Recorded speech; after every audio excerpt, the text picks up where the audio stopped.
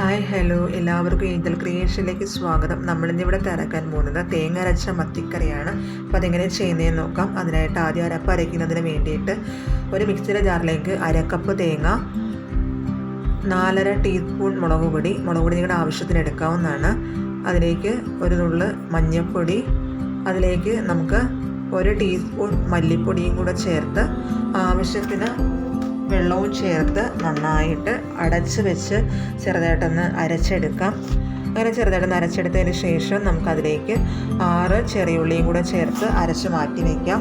ഇനി നമ്മളൊരു ചട്ടി എടുക്കുക. ചട്ടിയിലേക്ക് 3 പച്ചമുളക് നെടുകെ കീറിയത്, 2 തണ്ട് കറിവേപ്പില, 5-6 കുടംപുളി, അരച്ച് വെച്ചേക്കുന്ന അരപ്പ് ചേർത്ത് കൊടുക്കാം.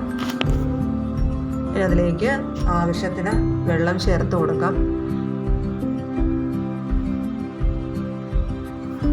ഇനി നല്ല ആവശ്യത്തിന് ഉപ്പും കൂടെ ചേർത്ത് നല്ലതുപോലെ ഇളക്കി കൊടുക്കാം.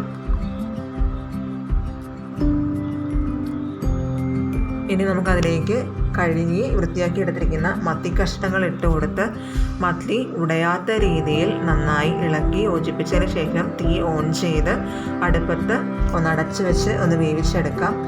അങ്ങനെ നമ്മുടെ മത്തി പകുതി വെന്തായിട്ടുണ്ട്. നമുക്കൊന്ന് തുറന്ന് നോക്കാം. അങ്ങനെ നമ്മുടെ മത്തി കഷ്ണങ്ങൾ വേകാനും ചാറൊക്കെ നല്ല തിളയ്ക്കാനും തുടങ്ങിയിട്ടുണ്ട്. നമുക്ക് ചെറുതായിട്ടൊന്ന് ഇളക്കി യോജിപ്പിച്ചതിന് ശേഷം ഒന്നുകൂടി അടച്ച് വെക്കാം. അങ്ങനെ നമ്മുടെ മത്തിക്കറി ഇവിടെ വളരെ എളുപ്പത്തിൽ തന്നെ തയ്യാറായിട്ടുണ്ട്. ഇനി നമുക്ക് അതിലേക്ക് കുറച്ച് പച്ച വെളിച്ചെണ്ണയും കൂടെ ഒന്ന് തൂവി കൊടുക്കാം. എല്ലാവർക്കും ഇഷ്ടപ്പെട്ടു എന്ന് വിചാരിക്കുന്നു. എല്ലാവരും ട്രൈ ചെയ്തുകൂടി നോക്കുക.